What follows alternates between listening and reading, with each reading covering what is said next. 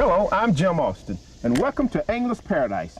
Today we're on Lake Eufaula, which is southwest of Columbus, Georgia, on the Chattahoochee River. We're here to catch big bass, and today I have with me Mike Eccles, professional fisherman. He's going to show us how to use a pig and jig. We've talked about it before on previous shows, but I want to bring to you a little bit more detail how to catch the big ones. So you stay tuned. We'll be right back here on Angler's Paradise.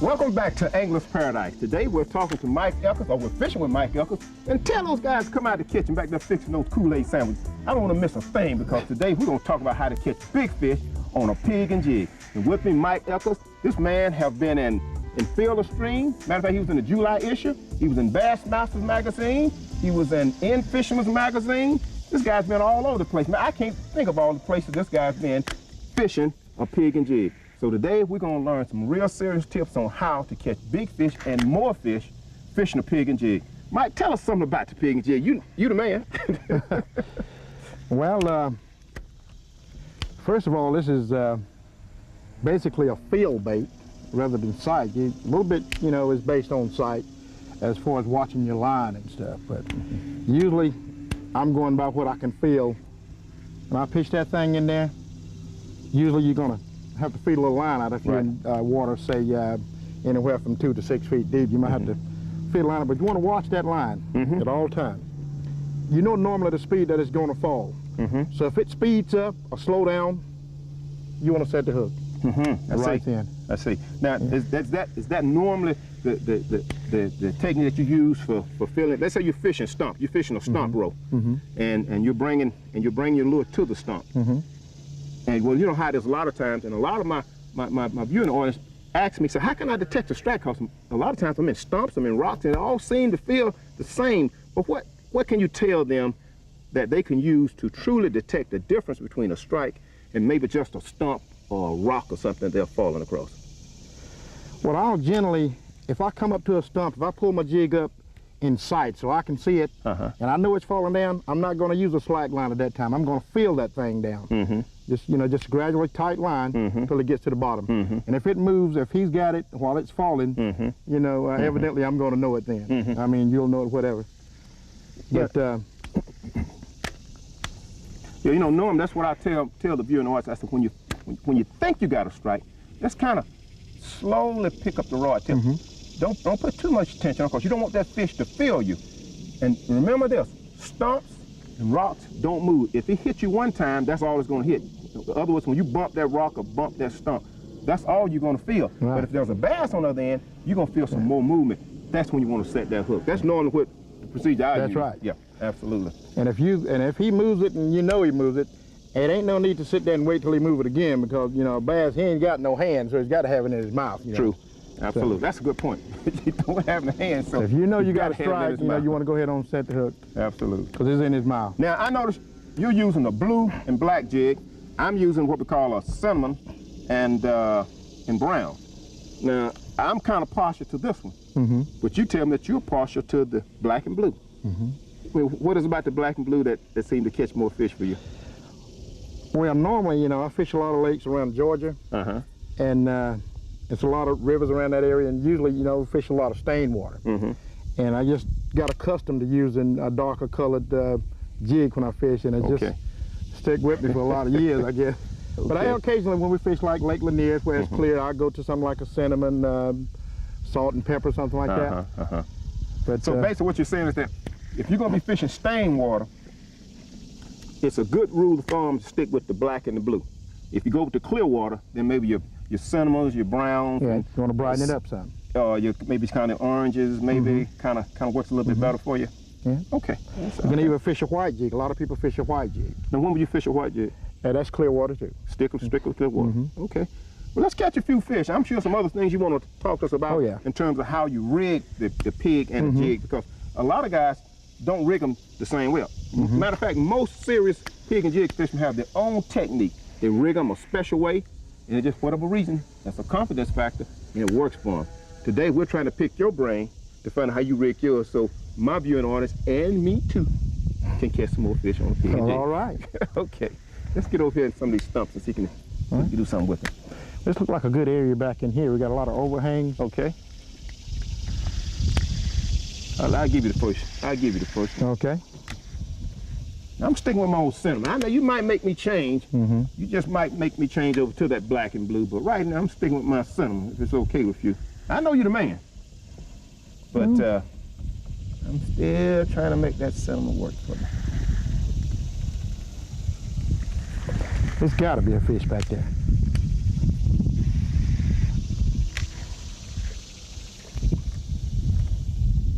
You know, we talked about the flipping, the pitching, the underhand, the overhand cast. As you notice now, we're flipping. And the reason why we're flipping, because we want accuracy. We want to put that lure in a precise spot, because when you're flipping, fish are tight.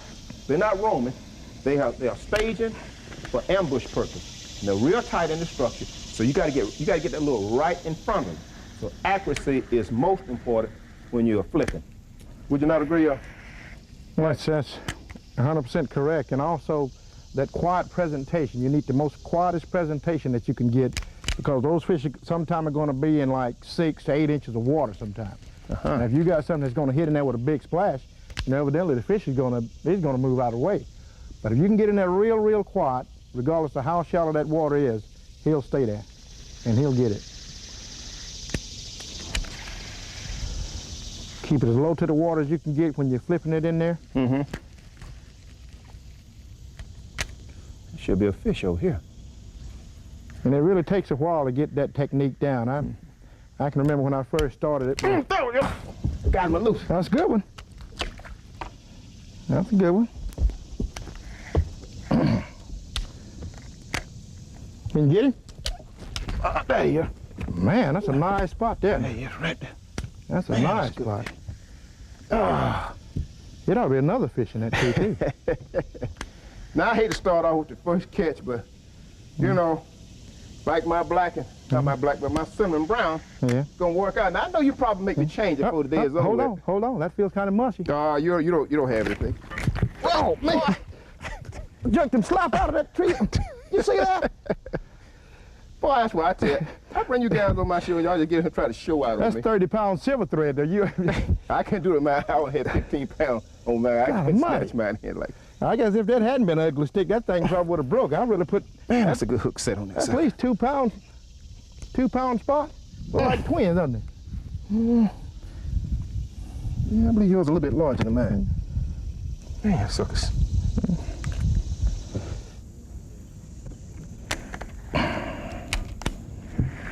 All right, Mike, seems like we on a school of fish here. That's 2. Let's see. I feel something. I believe that's him. I believe that's one right there. That's him. That's him. That's him. That's him. Oh, yes, sir. That's him, all right. He's not as big as the old one, I don't think, but he's a good fish. Yeah. All right. I'm setting him one to swim out in the boat with me. Oh, man. Oh, boy. You know, when you get on fish, you're trying to get them off the line as quick as because you want to get back Look here, Jim. Especially when you're on the school. Yes, sir. Oh, man, I can't get ahead of you. Man, I can't get ahead of you. As soon as you got yours in, I turned around and looked, and he swam up under the boat. Man, I throw that sucker, put him back. Okay. Little spotted bass. Oh, that's all right. Mine's a large head. Don't let them go. Yeah, just put him back, All right. Now, we caught 4 bass out of just one spot right here. And that's kind of where it is sometimes when you get on that pig and jig. Sometimes you can catch them schooling, especially in thick stump, and you can't see them, but right underneath the surface there, probably about 1.5 feet, there's all kind of big stumps lying across this, right down by this channel. And for whatever reason, they're in there. Mainly, I think it's because of the fact that the river is rising and the fish are kind of moving back into the shallow waters. And we just happen to catch them as they're coming through the channel. So we're gonna see if we can catch a few more. But right now, we gotta take a break. We'll be right back. Don't you go nowhere. Stay with us. Stay right with us now.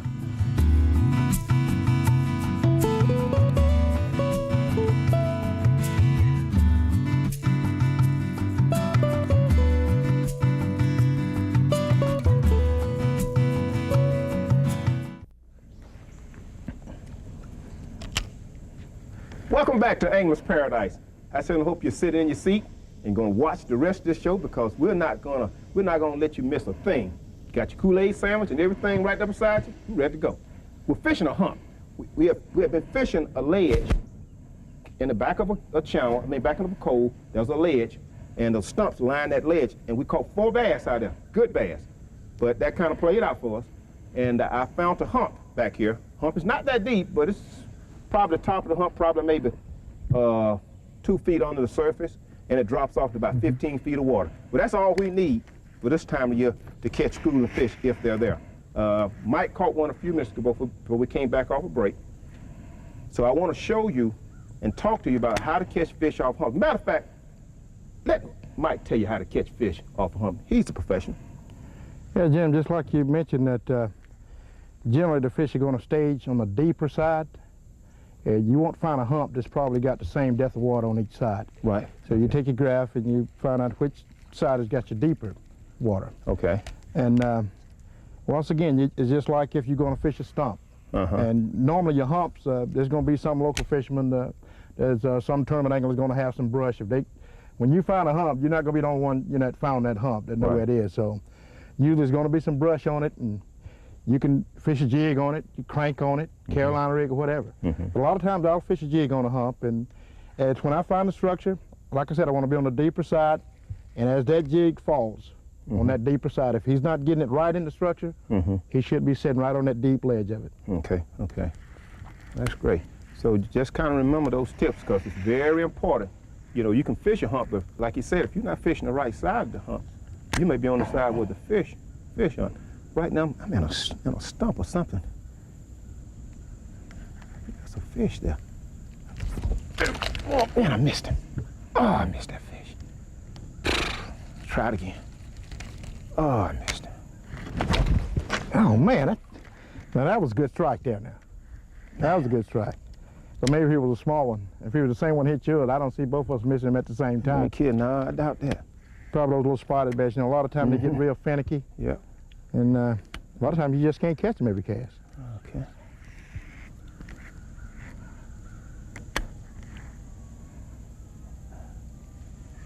I believe one did hit me. Oh, there you go. Get the net. Got it. Oh, man. Still got him? I still got him. He's coming back around the other side. That's another pretty good fish, too. Yeah, he walked around on that side. He's coming back around. Swing in. Oh, man. Man. Oh, it's a good fish there. Good fish. You give me 5 or 7, depending on what type of tournament I'm fishing, like this, brother, and we won't have a problem. I guarantee you. Put this baby back.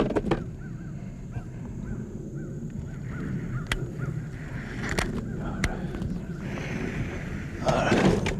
That puts you about 2 ahead, doesn't it? Yeah. You have to respect the man. Respect the man on his show. You just being too kind. You know you beat me. You gotta respect the man on his show. Yeah. You just trying to get back on the show. That's what you trying to do. Yeah. So maybe the next time I come back, I'll be wide open. There you go. Absolutely. Have you gotten any? You got one strike. Have you gotten another one since? I had one that I missed right before you caught that one.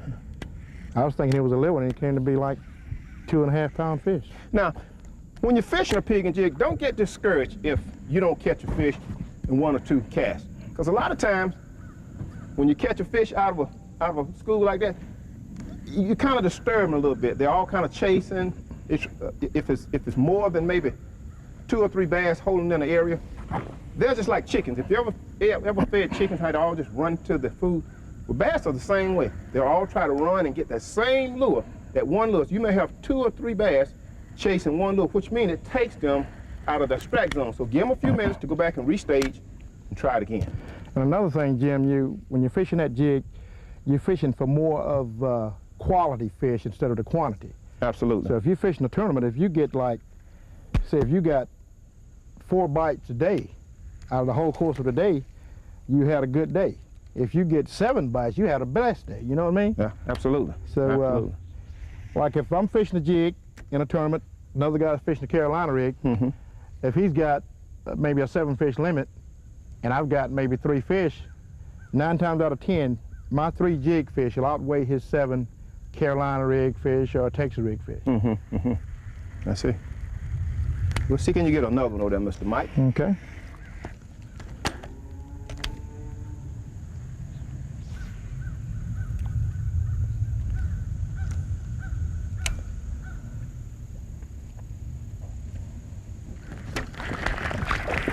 There you go. You got one? Yeah. He's staying down. Oh, you got him. You know, you kind of working it with that black and blue. I may have to. He's just a small one. There you go. Yeah, that's okay. Oh, quick release. Wasn't hooked very good on that one. Yeah, well, if you've been a tournament, you'd be crying the blues. Man, you better believe it, because he was at least 12 inches. I know that. Right. Yeah, you'd be crying the blues if we was in a tournament today. He was at least 12 inches long.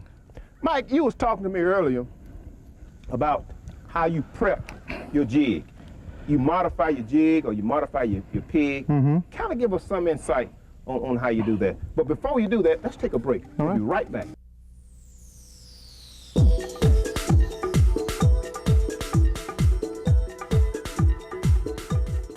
Mike, I know you fish tournaments. I know you win money. But a lot of you in the audience have never fished a tournament, and especially a big money tournament. I know some of the tournaments you fish are worth $200,000. Kind of give me some idea what kind of goes into preparing yourself mentally and say physically to fish a tournament of that caliber. Well, Jim, a lot of times you traveled 400, 500, 600 miles, as far as 1,000 miles travel, and you get there on your first practice day. You practice for 3 days, and the tournament's 3 days.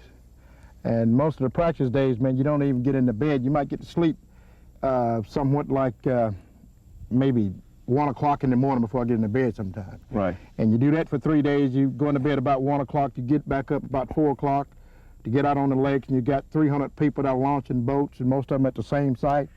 And it gets pretty discouraging, and you lose a lot of sleep. Really, you do. But I enjoy doing it.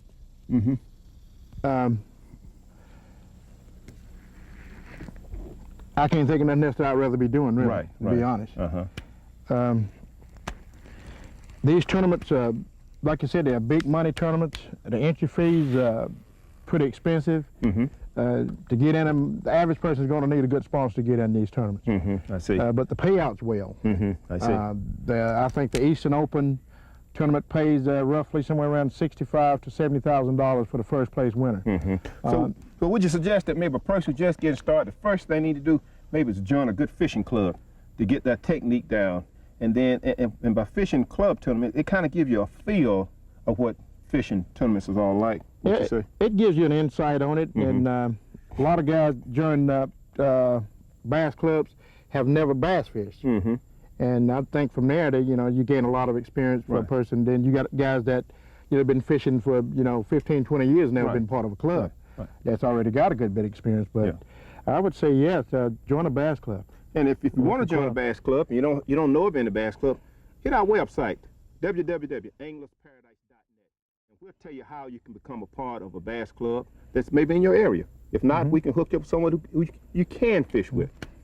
But again, I have to agree with Mike totally. Fish in a club, and that'll give you. You got one. Hold it. That's good. I hit the boat. Golly. Oh, what's that brown jig? Well, he ain't big, but he's a fish. Yeah. Another thing, Jim, I didn't tell him about the twin tail. This one I use the twin tail on here. You forgot to mention that. The twin tail was good at give you kind of a creepy crawler-like approach. Right. And it also imitates the crawfish too. And that was caught on a twin tail in the brown cinnamon jig. Well, guy, boy, I tell you, you're just getting kind of sharp here with that. You're getting kind of real sharp with that jig. You're catching them on. First, you couldn't catch them on nothing but blue. Now you're catching them on cinnamon. But you was killing me on that brown. Let's take a break. Let's take a break. We'll be right back, okay? I want to thank all of our viewing audience, and especially the ones who have emailed us and wrote us about the quality of the show. I have a 3-page letter from Joe out of Brentwood, Tennessee. Joe, I would certainly want to thank you for the interest and the time you spent watching our show. You totally critiqued our show and gave us an A+ rating. We thank you for that. And another thing, Joe, I certainly hope that you don't have any bad fishing days. All your days be good fishing days. Look forward to hearing from you again. See what else we have here. McKenna out of Northport, Alabama. Young lady emailed and said she want to go fishing the first time I'm in Northport, Alabama. I'll be there probably the month of September. And when I come, I'm going to look you up and we're going fishing. Who else we have? Stretch out of the Panhandle of Florida.